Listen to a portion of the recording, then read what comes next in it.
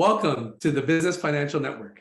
And on our special segment of Getting to Know Your CEO, it's my huge pleasure to introduce the president of Atlas Salt. They call him Mr. Salt himself, Mr. Roland Howe. How are you doing today? Hey, Roger, great, thank you. Awesome. Roland, you've earned your claim to fame by spearheading Goderich in Southern Ontario, becoming one of the largest underground salt mines in the world. And you began your salt career at the Winsford mine in the UK. Fill us in about that experience. Well, I'm a mining engineer, and one of my first roles outside of coal was with the salt mine at Winsford in Cheshire, at the times owned by ICI. And I did a lot of work at that mine, bringing some new technologies in and just doing some really proof of concept, particularly around machine mining, which is what we're talking about quite extensively now. That mine was bought out by a group of US investors, and they also owned the Goderich mine in Ontario. And after a while, they said, "Hey, how about, do you want to come over and run that one?" Well, it was the biggest salt mine in the world then. It still is. And we grew it. We had a great team. We grew it from about 3.5 million to the best year was 7.5 million tons, and it has capacity for more. So wow. I've got over 30 years in the salt industry. I mean, I left Goderich and then did some work with Compass Minerals, who owned it, in other divisions. So, 30 years in the salt industry is, there's not many people got that. There's not that many people in the salt industry anyway. So it's great to be able to bring all that experience and that understanding to this project. Yeah, definitely. And obviously having experienced people that have taken entities to the majors, that's a huge key. It's the people behind the project, not only the project. Why is salt so important?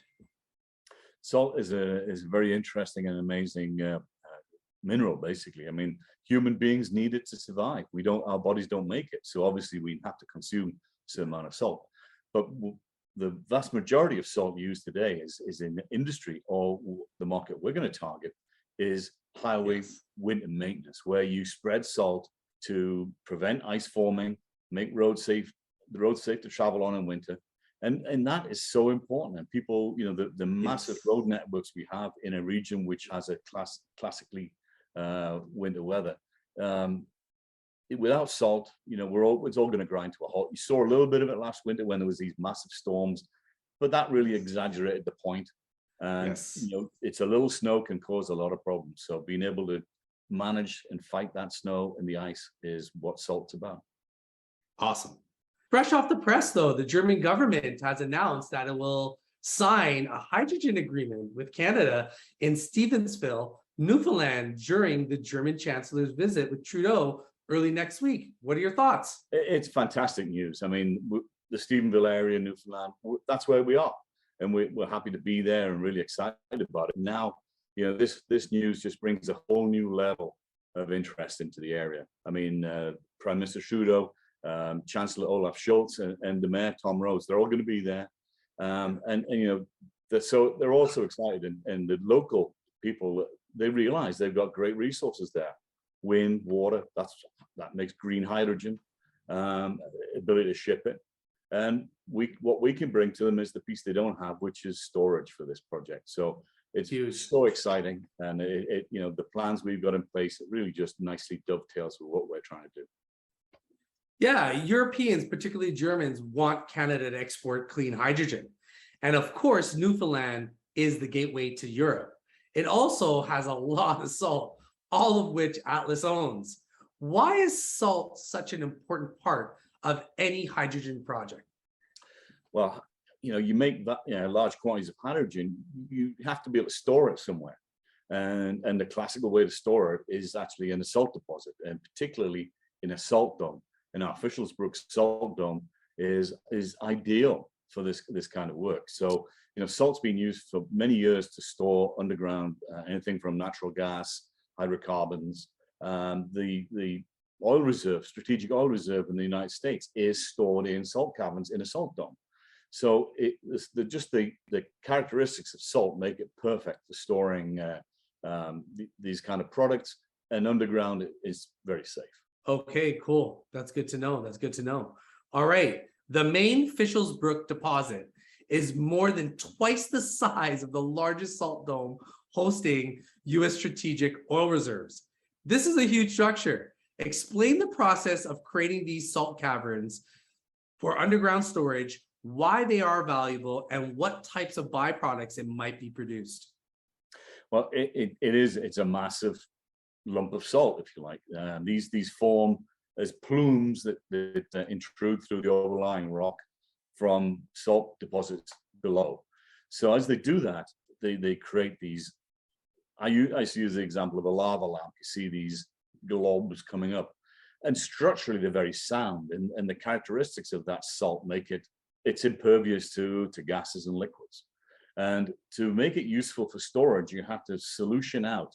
You have to maintain that integrity, and you do it by just washing out the salt that's there and create. You can be clever about it. You can create shapes like storage cylinders, basically huge storage cylinders.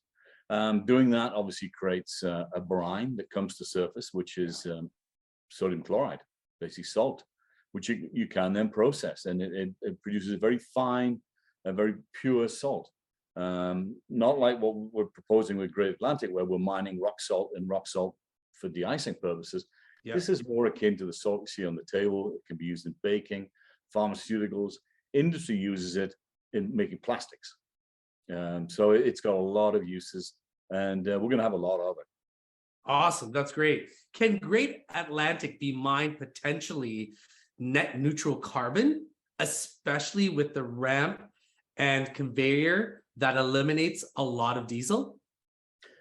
You know, Great Atlantic is different from this Fischelsbrook. It's another salt structure in that area just south of Stephenville, and it's ideal in terms of being able to set up a new mine. There hasn't been a new salt mine in North America for over 20 years.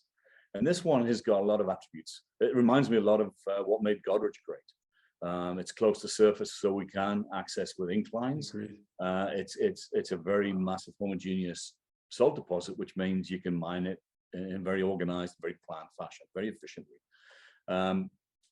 The whole thing is we want to run this using a lot of electrical power.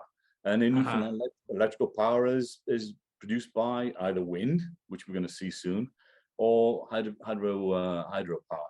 So it will have a lot of green characteristics and credentials, not to mention the fact that we have a very short route to market, which cuts down on carbon emissions during transportation too. Very good. Fischelsbrook appears to be a salt dome of international renown.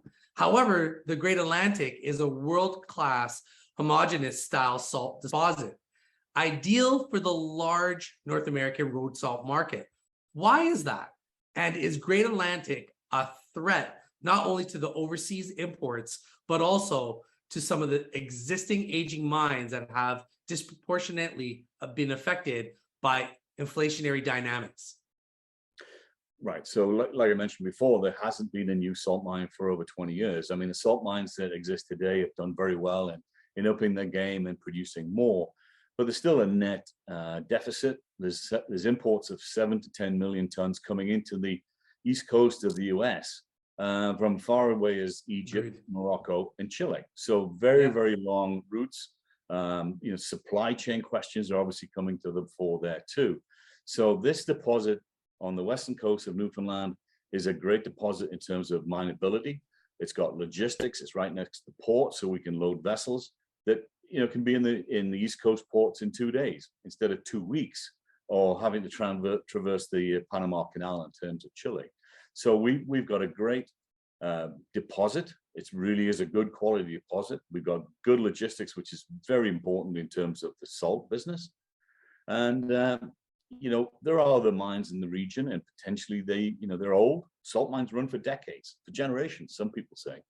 And this will be a new mine which will won't have a lot of the legacy costs that older mines have.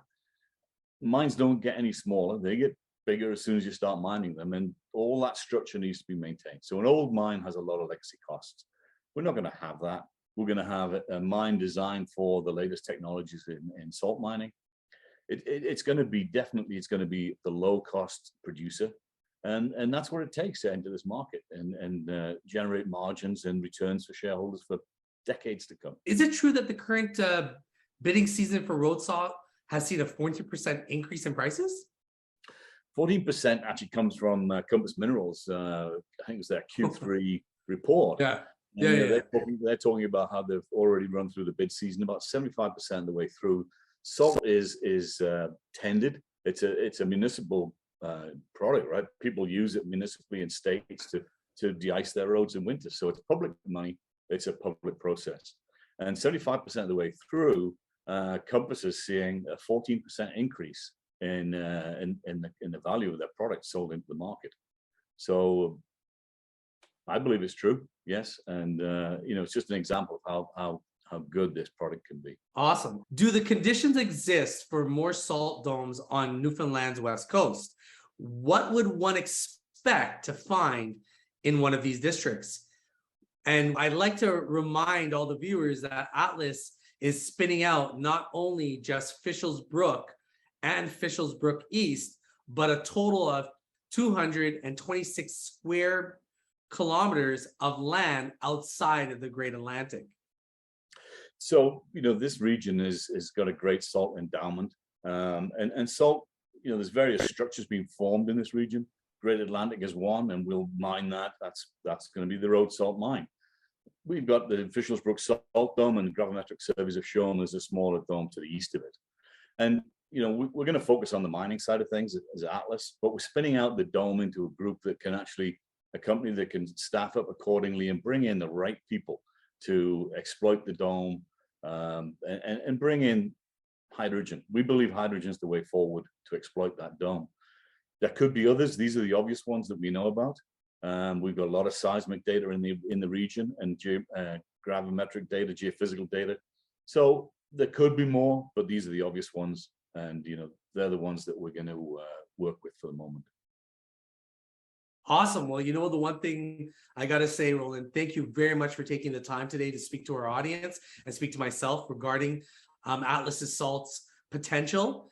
And more importantly, we look forward to speak with you in the future about more of the updates that Atlas will definitely be having for its shareholders and potential shareholders. Good, Roger. Thank you.